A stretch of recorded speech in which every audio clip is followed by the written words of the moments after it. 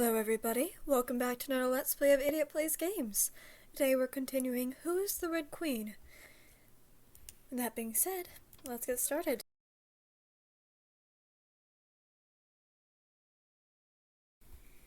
Thank you, Hatter. What for? Don't linger too long at this crowded place. Off you go. Don't you have some body parts left to find, Alice? So I do. Seeing me once more healthy, she shooed me away. The Red Queen was nearly assembled, missing only her head and a fourth limb. Onward I continued my search so that she could send me home.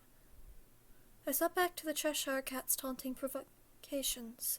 Thinking of her taunting flick, I had no idea where she could be, for she always appeared and disappeared as she pleased. I had a quick chat with the Hatter to find out. Are you acquainted with the Cheshire Cat? Cheshire? She's scary. Always stays up in the trees. She's usually around the northern end of the forest. The cat always says she has business, so she can't stay for tea, even though I never invited her. Yes, we're acquaintances, but definitely not friends. If you're looking for that cat, don't bring her back here. We're low in seats as is. Next thing you know, you'll have to be chopped up to fit in a teapot. Ta-ta! The trio of one gave me a jaunty wave. Taking the Hatter's words, I started off to explore the forest north. I walked down many twists and turns, stumbling across uneven ground. The path was rougher here, and the foliage thicker. I found not another living being in sight, no cats nor others. After a while, I reached a place with two signs pointing opposite directions. One read cliff, and the other not a cliff. I thought I'd chuckled that they were straightforward enough signs, but I couldn't see where they led past bushes blocking me on their arrows. The ring of a small bell entered my ears, followed by the clatter of metal shackles. Cheshire Cat. I received no response. Accompanying me here was only the breeze that would sometimes hit the leaves of the trees around me. I heard a soft rustling noise, but when I looked toward the sound, I saw nothing. I tilted my head to look further upward, and the world shifted. The air was pushed out my lungs. A black and orange blur crashed down on me with great momentum from the sky, slamming me to the ground. If my head headed a different way, my skull would have been a cracked egg on the ground. I moved just in time to harshly bang my shoulder instead. I thought I'd get it done in one shot. Blur, the Cheshire Cat, filled my spinning field of view. She wrapped both hands around my neck, digging in with her sharp nails. Her left arm flickered in and out of existence as if it wasn't really there, creating an unbalanced pressure around my throat. Her grip tightened, drawing blood. Oh, wow. That is really bad. Let me just turn this down real quick.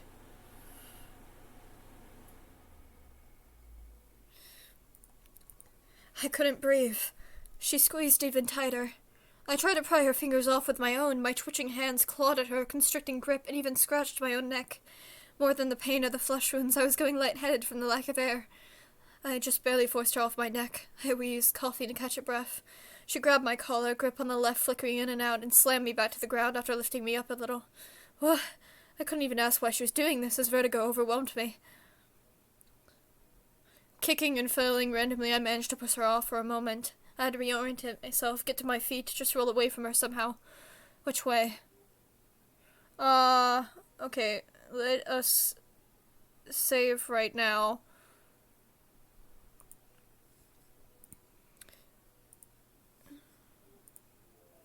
I tumbled through the bushes in the direction labeled as a cliff.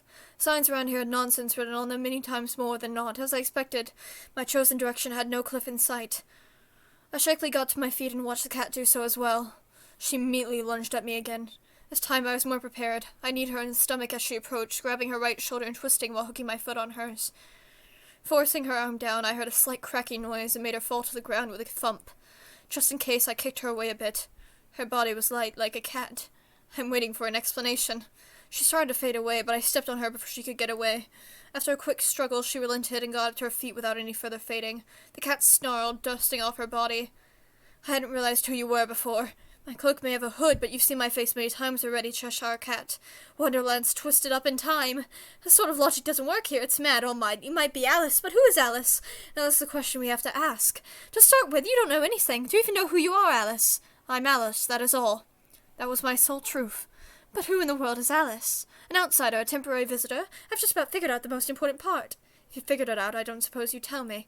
You are... She pressed her hand against her head. Somehow you're much too similar to the Mad Queen. Oh, about that Mad Queen. You've been looking for her, but let me tell you this. She's been dead for a while now. Although I think you should already know. I can't put it into words for some reason. Maybe it's just the way you look at the world, but you're definitely the same type of person. Which way? Are you just trusting some gut feeling, some delusion that I might be the same as someone who I've never met? Or you say, someone who's long dead? This world can't afford another Red Queen, not even the chance of one. She vanished, taking the chance in our conversation. Criminals needed to be locked up. I looked all around, hearing the faintest sound of her shackles telling me that she was nearby, but I could not see her actual presence. So why don't you do me a favor, Alice? Just go ahead and die. Her voice danced through the air formlessly. You have no qualifications to enact your form of justice, Cat. That really is just like her to say. She appeared behind me and attacked again. I fell to the ground to tussle once more. She clawed me a few times, but I gradually gained the advantage. Cat favored her right arm, rather her left arm, acted transient, coming in and out of existence, forcing her to avoid relying on it. Her handicap forced her to falter more than my now numb shoulder did me. She fought like an animal. To be fair, she was an animal. Biting, clawing, and all the like, she came at me with the intent to kill. We continued till we were both bloodied and bruised. I punched her straight in the face, causing her to bite her tongue and choke up a mouthful of red. Her head bounced on the ground, throwing her next moves into disarray. I hit the cat again, and again. Doing this with my bare hands wasn't exhilarating as much as it was just a matter of fact. I had decided that I preferred this nuisance out of my hair. I noticed that her right arm was stitched on. The arm felt familiar, as if it didn't belong to the Cheshire Cat. Alice, that cat was oh so thief. I wanted that arm. That arm doesn't belong to you. Give it back, Cheshire Cat. Why should I? I asked politely, because I would prefer to let you part with it on your own terms. If I must, I will take more drastic measures. The cat squirmed under me, but I forced her down, sitting atop her body. I have no intention of staying in Wonderland. My current adventures through this world are entirely to find a way back to my own world. As such, Cheshire, if you would hand over the arm, then we would have no further interactions. I will endeavor not to meet with you again unless it has to do with my way home. I can't fight it anymore. Tension left her muscles, signaling to me that she had given up. She let out a scornful bark like a laugh as she echoed. Fine, I'll give you the arm. So get off. She made a weak motion as if to push me off. No, give me the arm first. Fine. Bruised, black and blue, bloody from our brawl, the Cheshire Cat twitched her stolen arm, looking at it hesitantly, as if unwilling to lose it. She shook her head. A faint cracking noise from her neck made her let out a whine of pain. She nudged her cape closer to her face and bit into it. Then, with a flickering left arm, body twisted in arm position under me, she tore the arm off of her own body with a slow and bloody rip. I heard the oddest sounds of flesh being rent from flesh. While the cape came muffled groans, tears glittered in her eyes. After what seemed like eternity, the cat shook the removed arm to the side. Blood dripped out of the stump from which the limb was removed. The limb, too, made a crimson mess on the grass. Is that enough for you, Alice? I nodded. Now, get off. I stood up from the cat, feeling a wave of dizziness hit me along with a throbbing headache. She rolled over in pain and started pushing herself up, stumbling and falling a number of times onto the grass with an ugly red splat. Finally, limping to her feet, the Cheshire Cat vanished. Now there was no more Cheshire Cat. I picked up the severed right arm. The limb appeared different now that it was detached from the cat. The broken shackle around its wrist fell off without me having to do a thing. Alice, did you recognize this arm? Yes, I answered. This was the Red Queen's arm. A jolt of pain burst from my head. I did not know why I knew this, and amidst my agony I did not have the heart to care. I stumbled, clutching my head. The world warped and blurred around me. I felt dizzy looking at distorted landscape, or perhaps my dizziness itself distorted the landscape into an undulating thing that made me want to vomit. As my adrenaline drained, the results of the fight began to show themselves. My whole body felt sore. The raging headache pounding at my skull would not subside. Black and red began to fill my vision. Oh! The ground shifted beneath my feet. Maybe, falling, Alice was falling. My world turned to darkness, and all I heard was laughter. At some point, I made my way back to the Hatter's place. Hello, Hatter. I handed over the limb I had just obtained. At least from what I could tell from passage of time, it had been only recently that I had taken this limb from its past owner. I didn't know. The Hatter took the limb and threw it into the dog cage with all the others. With this, you've gathered all of Her Majesty's limbs. Oh, so I have. You look terrible right now, Alice. Again. Like us. I'm tired. Take a nap. Tea time isn't going anywhere, not unless time goes back its severed head and walks away, don't you think? We can always talk a little later. Thank you. I slumped back into my armchair, sinking into the oddly scented cushions. Good night, Alice. This may be the last. I almost feel a little sorry, but Dormouse, March, I won't stop. I didn't hear what the Hatter said afterward over the raging white noise of my headache. My vision blurred, eyes becoming watery, eyelids heavy. I fell asleep. Then I was dreaming, falling into the dream. Tick-tock, tick-tock. I dreamt of a throne, a dark and terrible throne, so horribly cold. It was such a lonely throne, but the eye on the throne was arrogant and happy to be alone. No, I thought even she had someone she loved. A beautiful person. Yes, that person she loved was a beautiful person. So fragile and beautiful that she wanted to slowly tear off that person's wings. But her love was wrong. If she wasn't happy, then she would lose everything. Alice, Alice, you were exactly this person. No, I wasn't, was I? As I opened my mouth to speak, blood began to leak through my lips. The only sound that came out was an empty gurgle. Were you happy? No. I could not talk, I could not taste. Even though red dripped down my chin, I felt as if my tongue had been snipped out. Blood choked me. Gasping in nothing but liquid, I grasped at my throat. Alice, I was drowning in this dream. You were never happy. Never. When I awoke, I forgot all that I dreamt of. I opened my eyes to an empty feeling in my mind. Disoriented, I nearly rolled off in my armchair, in which I had gone to sleep. I sat up and stifled a yawn, rubbing the bridge of my nose. I blinked. I blinked again, chasing away the haze. I felt as if I had forgotten something very important. In the meanwhile, the Hatter brought over a decorated cake, much more elaborate than the usual snacks at our eternal tea time. It was a cake with cream and fruits, two-layered even with flowers and pictures carved up with the food ingredients. I could only call it a pretty cake. Just in time for tea, Alice. As I got up from my armchair, the Hatter lightly pushed me back down. My behind landed on the cushion with a soft bounce. It seemed I could not but sit. She stared at me before sticking a handful of candles into the cake, lighting them with a match. Flick. The flame glowed on the head of the match for just a few seconds. After settling the candle, she began clapping her hands to an unsteady rhythm. Happy unbirthday to you, happy unbirthday to you, happy unbirthday, dear Alice. A terribly offbeat, off-balance song. She sang and her voice warped as she said my name today. A certain darkness flickered in her mismatched eyes. Happy unbirthday to you. I didn't understand. I couldn't understand. I simply watched as she finished the song with a small clap and pushed the cake a bit closer to me. What is this for, Hatter? Certainly today was not my birthday. Didn't I tell you? Don't you remember? You get a special prize for bringing me all 4 limbs, Alice. Since it's not your birthday, it must be your unbirthday. All 364 days of the year. Picking up a knife, she cut out a slice of cake and set it over to me. I caught it in a hurry, and soon enough she poured me a cup of tea that too came rushing over. I noticed a hammer on the table right next to the cake knife. She gestured, urging me to have a taste. The calming scent of the tea wafted up to my nose and mixed with sweet milky cream. The celebratory cake slice looked so charming I almost felt ashamed to eat. I picked up the cup of tea and took a sip. This is my favorite. After enjoying some tea, I started on the cake. As I ate, the Hatter placed a box before me. Open your present, Alice. Chop it open. Smash it open. Any way you'd like to. I surveyed the box, an odd and plain box just big enough to store an animal. From the outside, I could not tell what might lie inside. I cracked open a small gap, afraid to disturb what could be hidden inside. Shadows blocked my vision. I saw nothing, but I heard a low, gurgling, drowning sound. A strange and strangled voice, one that sent a chill rolling up my neck. A throbbing headache hit me again. In one go, I flung the lid off.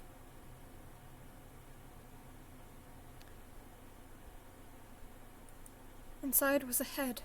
A bloodied head. A head. A woman's head. A girl's head. A head that should have been dead.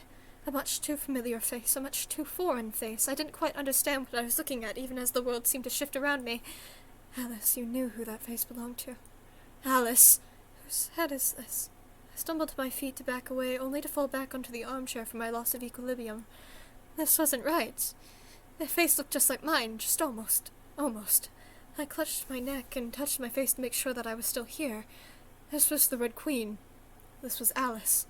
This was a severed head, Alice. Whose head is this? I wanted to ask, but instead a strangled cry escaped my throat. I couldn't move my eyes away from this so-called prize that the Hatter had given to me. Blood pooled at the bottom of the box, sticky and dark. How terrible. I reached a trembling hand to touch it, but it wasn't my place to try to close her eyes or put her to peace. The head was still moving, twisting with a squelch and squish.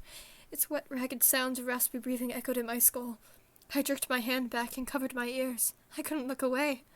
Now aren't you glad you needn't find Her Majesty's head? As if laughing at me, as if she truly didn't truly mean that, with an odd tilt of her voice as she spoke of the Red Queen, the Hatter confirmed the head's owner. She walked over to the Red Queen, flinging the dog cage open and popped the limbs onto the torso one by one. As they reattached, they began to flail and grab at the Hatter. This time she was prepared and grabbed her hammer. Hatter! With a pair of loud bangs, she hammered nails through the corpse's hands into the Red Queen's chair. Red tripped to the ground. The hands twitched, the body writhed, a ghostly pain ran up my arms as my stomach churned. I felt dizzy. What? Hatter. I discovered that I had nothing to say. Even though I always had thoughts racing through my mind, I had nothing to say. Alice, that was why you were worthless. Ask something, anything. I touched my face to see if my lips had curled up without me thinking to. Didn't you want to leave this place? Now you've found the Red Queen. If you have something you'd like to talk with her about, I'll let you take care of that before I proceed with my own business. She pushed the Red Queen over, chair scraping on the ground with a hideous squeal, and stopped only when I sat face to face with the headless, shifting body. Taking the head out of the box, the Hatter put it onto the body. The skin and meat deformed, contorting till the pieces of neck met exactly where they should. Then it all knitted together, with something unnatural crawling under the skin. I shuddered at the hollow sound made from the corpse as her throat connected. The Red Queen looked at me with dead red eyes. I didn't know what she went through, but she looked terrible. I realized that I ever asked who killed her. Nor had I ever stumbled upon an answer the same way I'd found all the limbs. This was the Red Queen. Alice. This was me. The request I had been pondering on, the wishes to go back home, the want to ask her for help, they all flew out of my mind. 'Cause this wasn't right. The face I was looking at, battered and bloody as it appeared, was not right. I couldn't speak, but she did. Mouthing words, yet making no sound besides the hollow whistle of a crushed throat, the Red Queen began to talk without saying a thing. Her tongue was missing, and we had to do something about that. Where's the tongue? I tried to find my own tongue, stumbling with a pulsing pressure in the back of my head before I could articulate my next inquiry. Hatter, where is the Red Queen's tongue? I didn't want to hear her voice, so I tore it out and fed it to the dogs. The Red Queen wasn't complete without a tongue, although she squirmed in the chair, causing the nails to creak. It seemed like she didn't truly have her soul. Alice, you were so close. The corpse looked upon us with stagnant eyes. That should mean I needn't bother searching for it, then. What were your intentions, Hatter? Am I the Red Queen? At this point I still knew nothing about the Red Queen, but that she shared my face into the various gossips I overheard on the ruler. Alice. Looking at the Hatter's mismatched eyes, I could see what she thought for the first time. What do you think? Let me tell you a story, Your Majesty. So I was Your Majesty now. A long time ago, in this corner of Wonderland, there lived a group of 3 friends, a mouse, a hare, and a hatter. We lived far away from bustling society, usually just coming together for tea. I made hats, and they did mouse and hare things. Once we had been dragged to perform like clowns for visitors to this kingdom, but only that once, for Her Majesty hadn't quite appreciated our lack of skill.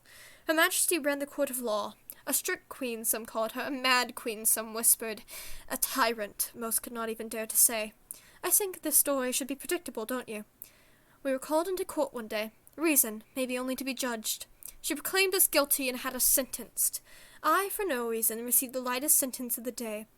I came away with my neck still intact, not knowing a thing. Thrown into prison and starved, only just that much. When I came out, the streets were filled with newly spilled blood, and 2 very familiar heads rolled my way.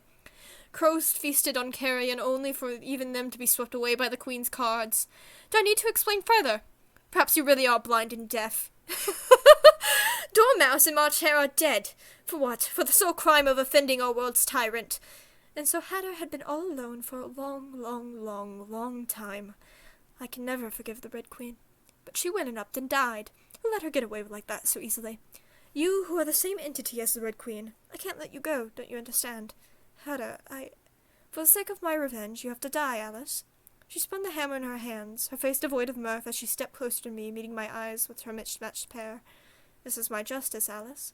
Goodbye, Alice. Goodbye. She raised that hammer in her hand above my head. Why did she look like she was about to cry? Crack. Then I was falling. Falling. I was falling. Down this rabbit hole with no start nor end, I was falling. My skull and brain pieced itself together, twisting as if going back in time. I re-experienced the pain of having my head caved in with a hammer. I was going mad. A wetness, perhaps tears, perhaps brain matter, rolled down my face as I tried to comprehend. I should have died. I felt as if I was remembering something very important. I landed in Wonderland once more. Alice. First person to greet me was once more the White Rabbit. I grabbed at my head only to find no injuries, no red. No longer able to differentiate between dream and reality. I questioned if I had merely been hallucinating the whole time. Then I was falling again. I died again.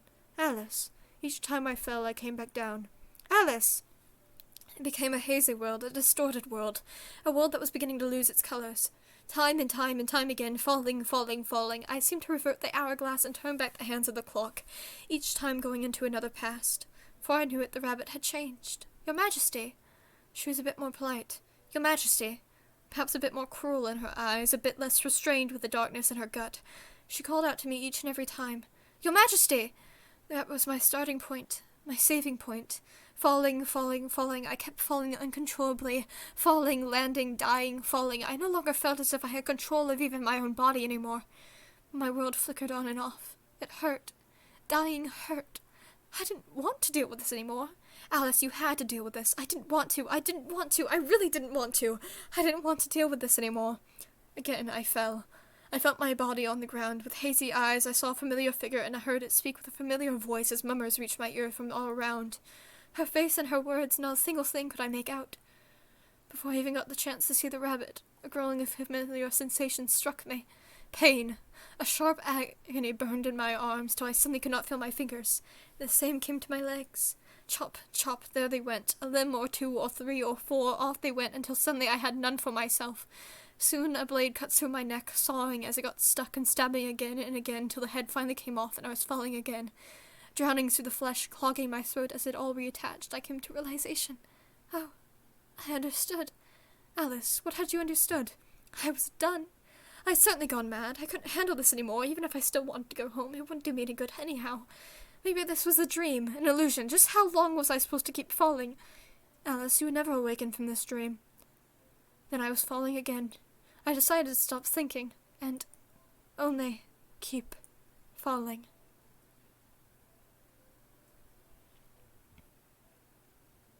Tick, tock, tick, tock. I opened my eyes to a courtroom with an air of fear, watching her, simply watching through another's eyes, sitting in the back of her head without a single meaningful thing in my mind. And I was watching. Your Majesty. The body moved without me thinking to do anything. I no longer cared to do anything. The body talked without me thinking to say anything. I no longer cared to say anything. It didn't matter. If I could have, I would have stopped watching. It was not because the sights were horrific, but because I no longer wanted to deal with anything and everything, not even the matters of the Red Queen. A dog, a cat, a bird, a girl, a boy, a person who was neither, a mother, a father, an elderly. One by one they came to be judged. Some begged, some cried, some fought, some silently accepted their fates. The rabbit read out their accused crimes for show, allowing for the Red Queen to proceed. However, there existed only one result. Guilty. At some point she began to laugh. At some point I began to laugh. As ruler, I have sovereignty over my citizens, at the same time responsibility to make this kingdom prosper. A prosperous kingdom must have law and order, do understand. Off to the gallows. Be glad for mercy, criminal. Glory to Her Majesty for her benevolence. Cards, bring the next one in for Her Majesty. The accused was reported by her brother-in-law for engaging in gossip and planning treason against the crown by speaking ill of Her Majesty. A simple sentence, a simple beheading for this bird. Bring her away. Cards! The accused was caught evading taxes. She was also seen stealing from upright citizens, assaulting merchants, and spreading rumors about Your Majesty's state of mind. She was only apprehended recently, as the cards were unable to catch her previously. Break her legs. Your Majesty is truly brilliant. As for her sentence, cut off her arms so that she can't commit crimes any longer when she reaches the afterlife, and throw her into prison to await execution by skinning. What will a cat rug look like without arms? A criminal's skin is much too rough for a good rug. Off with the cat. She seemed to sink for a moment and snapped her fingers, rending the cat's arms from her body in an instant. And execute the cards who failed to catch her before. We have no need for worthless cards. Next. Next! The Red Queen. I didn't know if she was happy.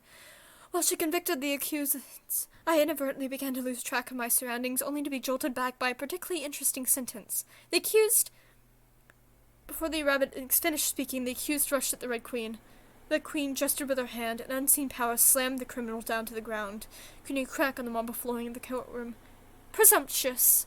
The force tore fingertip-sized meat piece by piece from the criminal, leaving it writhing on the floor as it rolled around trying to get her to stop. Have you forgotten who you belong to? The Red Queen finished once the criminal was ripped into a pile of red pulp on the ground to be swept away by the cards. I was smiling. The Red Queen was smiling. Next, the day in court continued until the courtroom was devoid of life. She worked on paperwork after court. Between stacks, she conversed with ministers who sweat nervously each time she met their beady eyes. Finishing up her important documents, she decided to go for a brisk walk and practice swinging a sword here and there. Bringing the Red Queen a towel and water, the rabbit asked if she wanted to visit the White Queen today, which the Red Queen decided against. Dinner time arrived soon enough. She sat in a large dining room at the head of a long table, all alone. A sumptuous meal was served with the wine before her, but she had no one to share it with. Food tasted all right. More importantly, it had been poisoned. The chef used just a little too much so that the meat began to lose its charm and turn to mediocrity. Red Queen called the chef over. His eyes darted around the room wildly, knowing that I had nowhere to escape. His legs shook and he fell to his knees, beginning to beg. Red Queen took a sword from a decorative suit of armor in the room. Off with his head for daring to poison the Queen. Watching as the servant cleaned away the chef's remains, she returned to her meal, which had been quickly replaced. She drank a sip of wine, poisoned wine.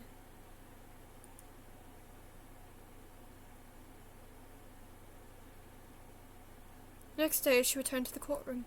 One by one, the numbers diminished again. Even those in the jury were not spared if they made the slightest slight.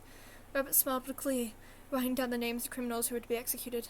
Not a few times she took the job herself, an axe in hand and boots squelching in blood.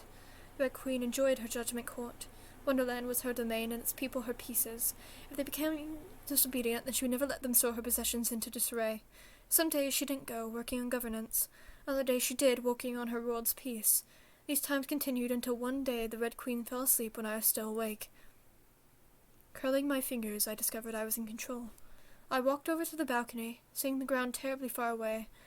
I lifted myself over the balustrade and threw myself off. Air pushed past my face. Splat. Falling, falling, falling. I was falling again back through time. The interstice between the different times and different worlds was still incomprehensible as before. My body knitted together from its mingled form, and I returned to Wonderland. Falling, I fell straight onto a table. Bam! I had returned to an iteration of the Hatter's place.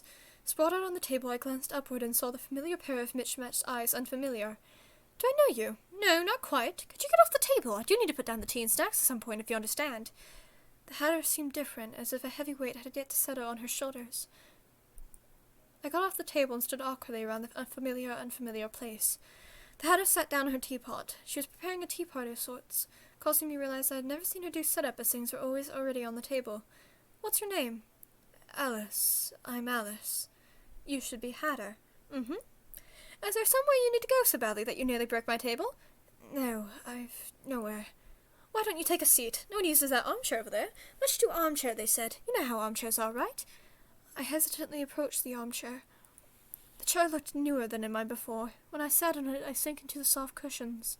Even though it reminded me of a hammer in my skull, the chair did nothing wrong. I clutched my chest. You aren't having tea? What time is it? This person hated me. Perhaps she did not hate me yet in the moment that we're meeting now, but she hated me all the same in the future, in my present. I shouldn't have cared, but my heart hurt. The clock says 15 minutes before 4. It's almost tea time. Maybe it already is. I'm waiting for March and Dormouse, so I'm not really not yet tea time. Tea time, after all, is just a state of mind. I see. You look sad, Alice. Do I? I raised my hand to my face, touching my cheek. I certainly was not smiling. What's your favorite tea? She retrieved a tea set to place on the table, bringing not 3 cups but 4. 1 cup and saucer was put before me. I enjoy black tea. Recently I've grown fond of Earl Grey. What about you, Hatter? I like a new tea, but I also rather like Earl Grey. I'm not sure why it's an Earl rather than a Count or Duke, but I'm sure the tea tastes best in Earl. I've heard that it's named after a minister. Well, perhaps the minister was named after a tea. Fancy that. Your name is Grey, so Her Majesty tells you to become Earl Grey. The Hatter looked happier. A film of water built up over my vision, turning it blurry. I must have gotten something in my eyes. A hiccup bubbled in my throat. The water wouldn't stop. Why are you crying? Tears rolled down my cheeks as I hurriedly tried to wipe them away my hands. I really cannot explain. This is so odd. Eat cake. Do you like cake? Would rather a sandwich or maybe something salty. If you're lacking in salt and sugar, you'll go a little crazy like that. She poured me a cup of tea and passed me some cake and a set of utensils she was just getting out. It tastes good. Drinking the tea and eating the cake, I noticed a much more immaturist flavor than my hatter, the future hatter, would make. However, it tasted good, and maybe it tasted happier. My shoulders shook up and down for a while. I cried for the longest time I had cried since I was a toddler, rubbing my eyes pink. Once my tears stopped, I cleared my throat and averted my eyes from the hatter. Compliments to you, hatter. Why, thank you. We sat together in a peaceful silence for a while afterward before she turned her head and exclaimed, There they are! A sleepy little mouse in a hare with a straw hat approached from the forest path. She looked just like the little puppets my hatter wore often on her hands. Looking at me in curiosity, they took their seats in the table. A guest? Looks like a pest. Don't be rude, March. 3's already a crowd. No room, no room. 3 is a crowd, but 4 is a party. If we get 5, then, well, we can think about that later. Don't make a girl cry, March. This is Alice. This is March Hare. This is Dormouse. Hatter poured some tea for both of them and began to chat, glancing toward me and tugging me into the conversation, even as their ramblings dissolved into nonsense. Halfway through each topic, the Dormouse seemed to snooze off and dip her little mouse into her tea by accident. Did Hatter make you cry, Alice? She's a lady killer, she is. I've always known it. Dormouse, wake up for the gossip. I'm right here, March. She looks like butter. It's the yellow hair. Butter. She looks a little silly, like her brain's been all churned up. She looks like good butter. I couldn't help but crack a slight smile at their antics. More sunny than buttery. Do you want butter, Alice? No, thank you. I'm quite all right. That aside. Psst, psst. Alice. March Hare and Dormouse pulled me to the side for a private conversation. Hatter seems to fancy you. Not so directly. Don't raise your mouth, Dormouse. Shh. That's usually my line, March. You can't own lines now, can you? March is right. The Hatter looks fondly upon you. You do seem nice. Kind of dumb.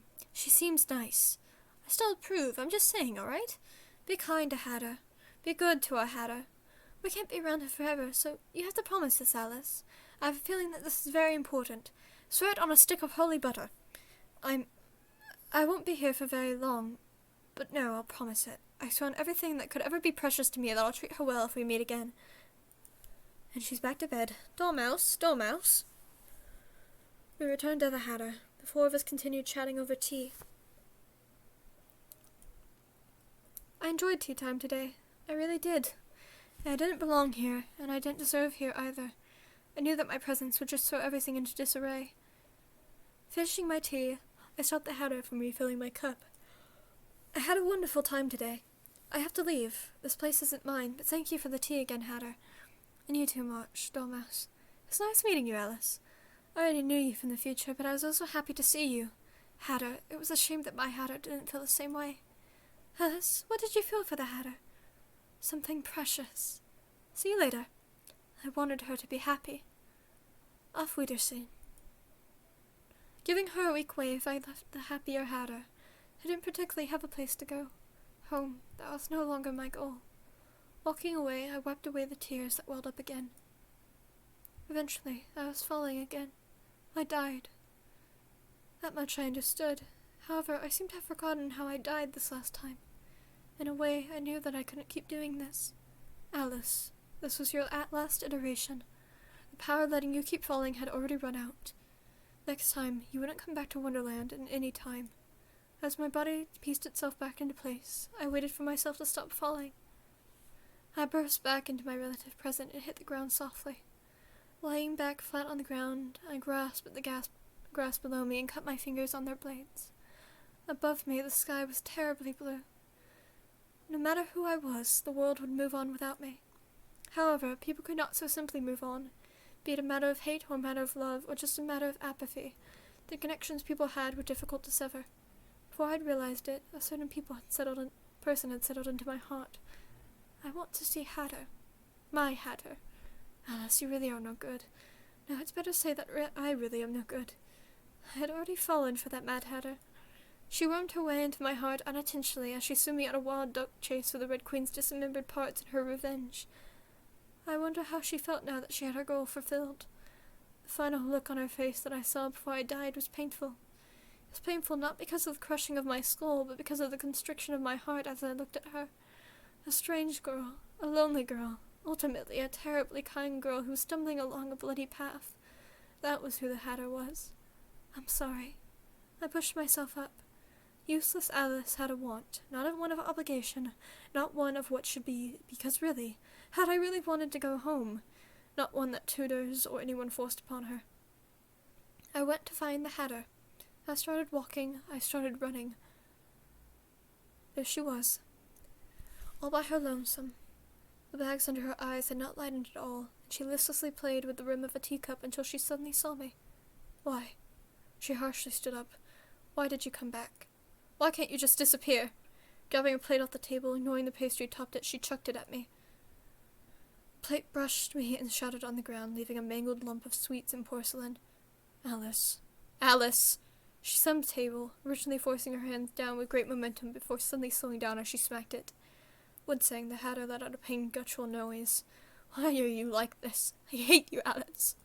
She clutched her chest and glared at me with murky, watery eyes. Why are you like this? I had no answer. You're contradictorily cruel and kind. You're messed up, Alice. Just choose one thing to be, you heartless woman. I like you, but I also hate you. I also liked her. I loved her.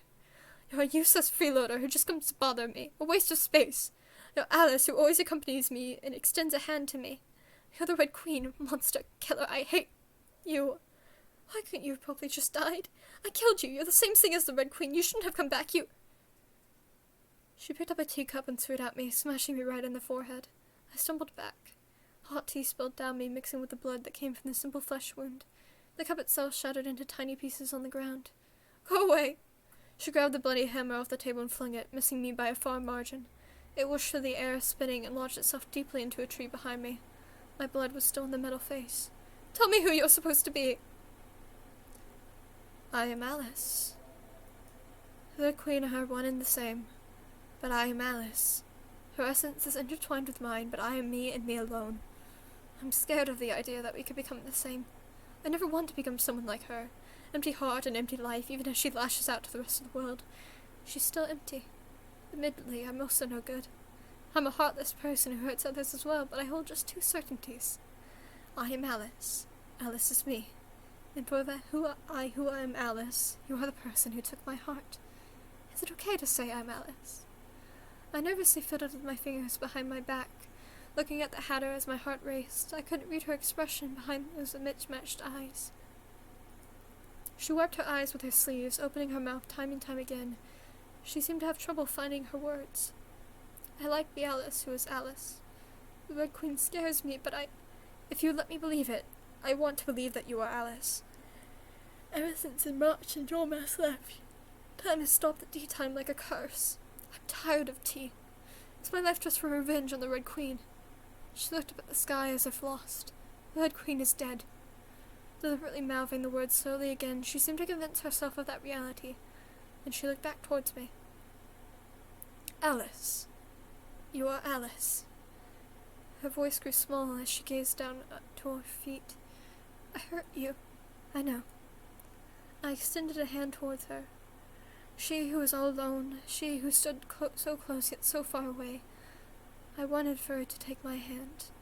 We were both problem children. Perhaps I was a little mad. She slowly walked before me, looking at my hand as if seeing something foreign. Lifting her arm up, she reached out her hand shakingly. Her fingers trembled and hovered over my hands. For a moment she retracted her hand. Then she placed her hand in mine. I love you, Hatter. Alice. She stared at me, trying to discern the truth of my words. With deep, shaky breath, she gave me her response. I love you too. Would you accompany me for a dance, give me a kiss, and make me happy? She asked of me just 3 things. I can't make you happy. I wish that I could fill all 3 of her requests. A physical item or a physical deed, those I could easily accomplish. But one of the heart, I knew not if I could. I don't know if we can make each other happy, but... I placed a kiss upon her lips. That's fine. Even if I have no ability to promise such things, I want to let you be happy. You're my dearest, precious person. I want you to be happy, Alice. That makes me happy. Not just like this. More so.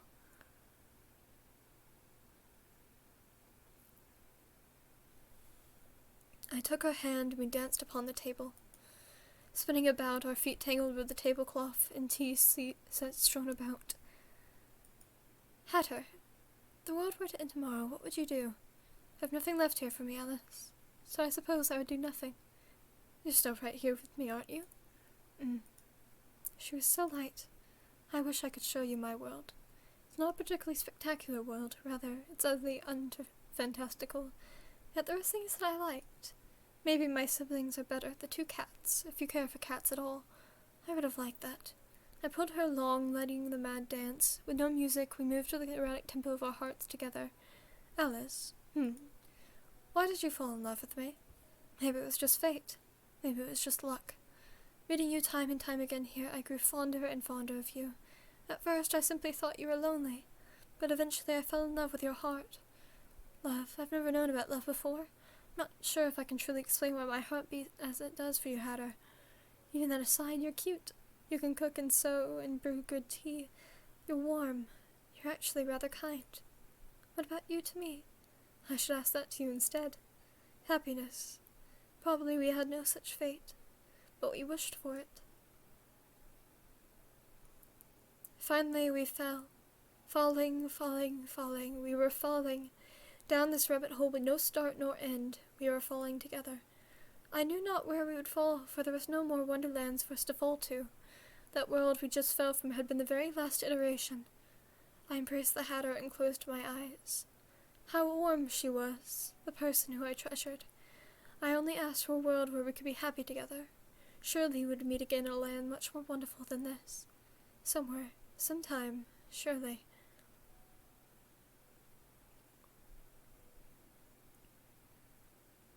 And that was Who is the Red Queen? I hope you guys all enjoyed that game. I will let these credits roll by, and then we will end the video here. Thanks for watching. If you like my videos and want to see more of my content, consider subscribing. It's free and you can always unsubscribe at a later date. And if you want to play the game for yourself, go down to the description where I linked it down below. Have a nice day. See you next time. Bye-bye!